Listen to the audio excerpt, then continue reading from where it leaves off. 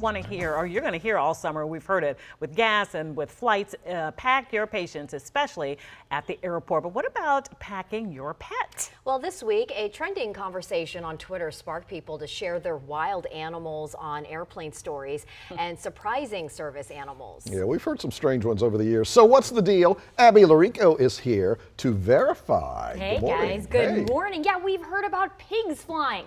Plus miniature horses, anteaters, turkeys, peacocks, all sorts of other things that are emotional support animals. So you might think that just any creature can fly if it works as a support animal. But is that true?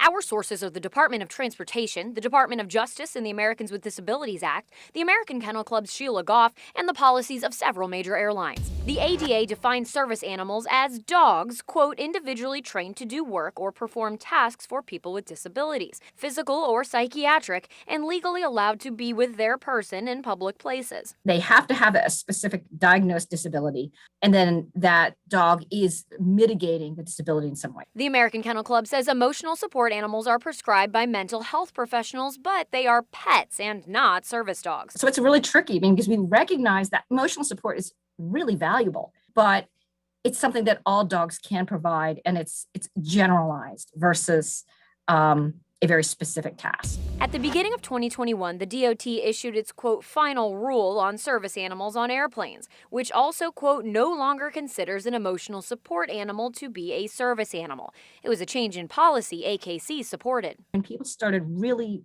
misrepresenting pets as emotional support animals, there was a lot of poor behavior. It's sad, but that's sort of what we've seen in the last several years. So now airlines do not need to accommodate emotional support animals in the same way they do service dogs. Most major carriers say they won't.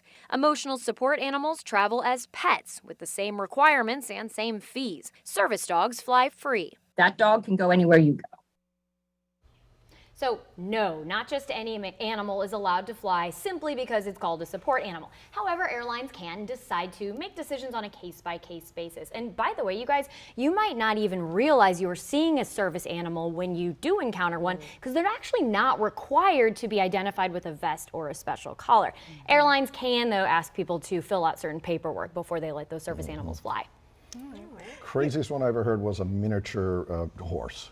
Miniature horse. What would you think if you were standing next to that? Right. Or flying next to that? And then I try to be compassionate if this really is the need, but doggone it, it's crowded in that cabin. Where is the miniature horse sitting? Yeah. Anywhere he wants Is to. it sitting? On Tony's lap, probably. Yeah. The way things go, yeah. All right. Thank you, Abby.